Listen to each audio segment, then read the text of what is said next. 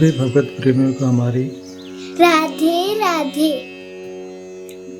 मानव जीवन का सर्वोत्कृष्ट फल सत्संग श्री भक्तमाल कथा के माध्यम से हमें मिलने जा रहा है।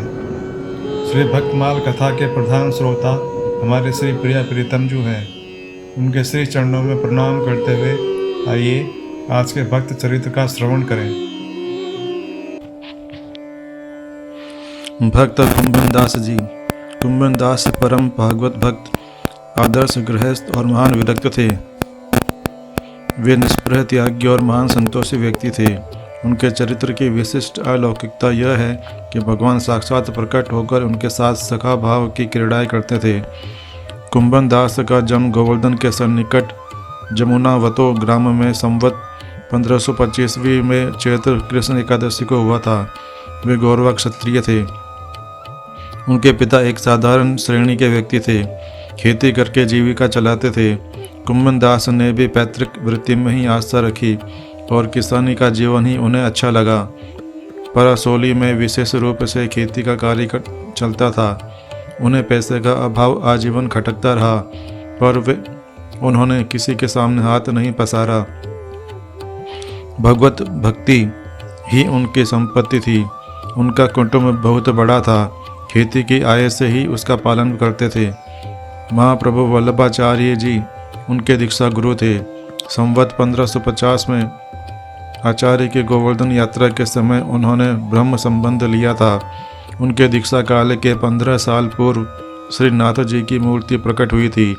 आचार्य की आज्ञा से वे श्रीनाथ जी की सेवा करने लगे। नित्य नए पद गाकर सुनाने लगे। पुष्टि संप्रदाय में सम्मिलित होने पर उन्हें कीर्तन की ही सेवा दी गई थी। कुंभन दास भगवत कृपा को ही सर्वोपरि मानते थे। बड़े से बड़े घरेलू संकट में भी वे अपने आस्था पथ से कभी विचलित नहीं हुए। श्रीनाथ जी के श्रृंगार संबंधी पदों की रचना में उनकी विशेष अभिरुचि थी। एक बार श्री वल्लभाचार्य जी ने उनके युगल लीला संबंधी पद से प्रसन्न होकर कहा था कि तुम्हें तो निकुंज लीला के रस की अनुभूति हो गई। कुंभन दास महाप्रभु की कृपा से गदगद होकर बोल उठे कि मुझे तो इसी रस की नितांत आवश्यकता है।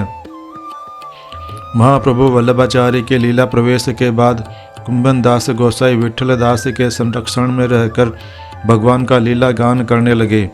विठलनाथ जी महाराज की उन पर बड़ी कृपा थी। वे मन ही मन उनके निर्लोभ जीवन की सराहना किया करते थे।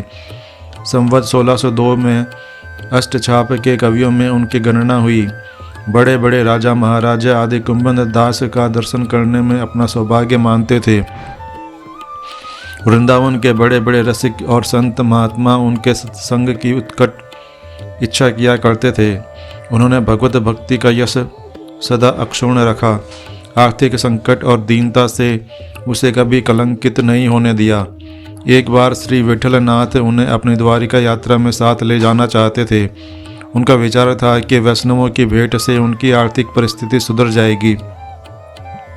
कुंभन दास श्रीनाथ जी का वियोग एक पल के लिए भी नहीं सह सकते थे, पर उन्होंने गोसाई जी की आज्ञा का विरोध नहीं किया।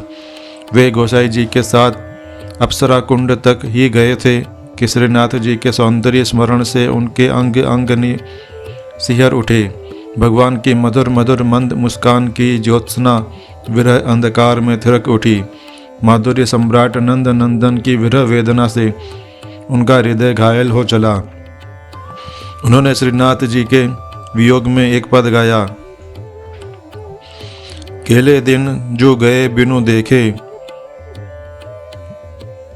तरुण किशोर रसिक नंद नंदन, कचुक उठती मुख रेखे, वह शोभा वह कांति बदन की, कोटिक चंद विसेखे, वह चितवन वह हास मनोहर, वह नटवर वपु भेके, श्याम सुंदर संग मिली खेलन की, आवती ये अभेखे, कुंभन दास लाल गिरिधर बिनु, जीवन जन्म अलेखे।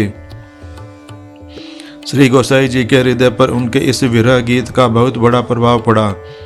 वे नहीं चाहते थे कि कुंभन दास पल भर के लिए भी श्रीनाथ जी से अलग रहे। कुंभन दास को उन्होंने लौटा दिया। श्रीनाथ जी का दर्शन करके कुंभन दास स्वस्थ हुए। एक बार अकबर की राजसभा में एक गायक ने उनका पद गाया। बादशाह ने उस पद से आकृष्ट होकर कुंभन दास को फतेहपुर सीकरी बुलाया। पहले तो कुंभन दास जाना नहीं चाहते थे, पर सैनिक और दूतों का विशेष आग्रह देखकर वे पैदल ही गए। श्रीनाथ जी के सभा सदस्य को अकबर का ऐश्वर्य 2 कौड़ी का लगा। कुंभन दास की पगड़ी फटी हुई थी, तनियाँ मैली थी। वे आत्मग्लानि में डूब रहे थे कि किस पाप के फलस्वरूप उन्हें इनके सामने उपस्थित होना पड़ा। बादशाह ने उनकी बड़ी आवभगत की, पर कुंभन दास को तो ऐसा लगा कि किसी ने उनको नरक में ला खड़ा कर दिया है। वे सोचने लगे कि राजसभा से तो कहीं उत्तम व्रज है, जिसमें स्वयं श्रीनाथ जी खेलते रहते हैं, अनेकों क्रीड़ाएं करते रहते हैं। अकबर ने पद गाने की प्रार्थना की। कुंभन दास तो भगवान श्री कृष्ण के ऐश्वर्य माधुर्य के कवि थे। उन्होंने पदगान किया। भगत को कहाँ सीकरी काम, आवत जात पन्हैया टूटी, बिसरी गयो हरिनाम। जाको मुख देखे दुख लागे, ताको करनो परियो प्रणाम। कुंभन दास लाल गिरिधर बिनु, और सबे बेकाम। बादशाह सहृदय थे। उन्होंने आदरपूर्वक उनको घर भेज दिया। संवत 1620 में महाराज मान सिंह व्रज आए थे। उन्होंने वृंदावन के दर्शन के बाद गोवर्धन की यात्रा की। श्रीनाथ जी के दर्शन किए। उस समय मृदंग और वीणा के साथ कुंभन दास जी कीर्तन कर रहे थे। राजा मान सिंह उनकी पदगान शैली से बहुत प्रभावित हुए। वे उनसे मिलने जमुना वतो गए। कुंभन दास की दीनहीन दशा देखकर वे चकित हो उठे। कुंभन दास भगवान के रूप चिंतन में ध्यानस्थ थे। आंख खुलने पर उन्होंने भतीजी से आसन और दर्पण मांगे। उत्तर मिला कि आसन अर्थात घास पड़िया खा गई, दर्पण अर्थात पानी भी पी गई। आशा यह था कि पानी में मुख देखकर वे तिलक करते थे। महाराजा मान सिंह को उनकी निर्धनता का पता लग गया। उन्होंने सोने का दर्पण देना चाहा। भगवान के भक्त ने अस्वीकार कर दिया। मोहरों की थैली देनी चाहिए। विश्वपति के सेवक ने उनकी उपेक्षा कर दी। चलते समय मान सिंह ने जमुनावतो गांव कुंभन दास के नाम करना चाहा, पर उन्होंने कहा कि मेरा काम तो करील के पेड़ और बेर के वृक्ष से ही चल जाता है। राजा मान सिंह ने उनकी निष्ठुरता और त्याग की सराहना की। उन्होंने कहा कि माया के भक्त तो मैंने बहुत से देखे हैं, पर वास्तविक भगवत भक्त तो आप ही हैं। वृद्धावस्था में भी कुंभन दास नित्य जमुनावतों से श्रीनाथ जी के दर्शन के लिए गोवर्धन आया करते थे। एक दिन संकर्षण कुंड पर अनियोर के निकट वे ठहर गए। अष्टछाप के प्रसिद्ध कवि चतुर्भुज दास जी उनके छोटे पुत्र साथ थे। उन्होंने चतुर्भुज दास से कहा कि अब घर चलकर क्या करना है, कुछ समय बाद शरीर ही छूटने वाला है। गोसाई विठलनाथ जी उनके देहावसान के समय उपस्थित थे। गोसाई जी ने पूछा कि इस समय मन किस लीला में लगा है। कुंभन दास ने कहा, लाल तेरी चितवन चित ही चुरावे, और इसके अनंतर युगल स्वरूप की छवि ध्यान में पद गाया। रसिकनी रस में रहत घड़ी, कनक बेली वृष भानु नंदनी, श्याम तमाल चढ़ी। बिहरत श्री गिरिधन लाल संग, कोने पाठ पड़ी। कुंभन दास प्रभु गोवर्धन धर, रति रस केली बड़ी। उन्होंने शरीर छोड़ दिया। गोसाई जी ने करुण स्वर से श्रद्धांजलि अर्पित की कि ऐसे भगवती अंतर्धान हो गए। अब पृथ्वी पर सच्चे भगवत भक्तों का तिरोधान होने लगा है। वास्तव में कुंभन दास जी निष्पृहता के प्रतीक थे, त्याग और तपस्या के आदर्श थे, परम भगवदीय और सीधे साधे गृहस्थ थे।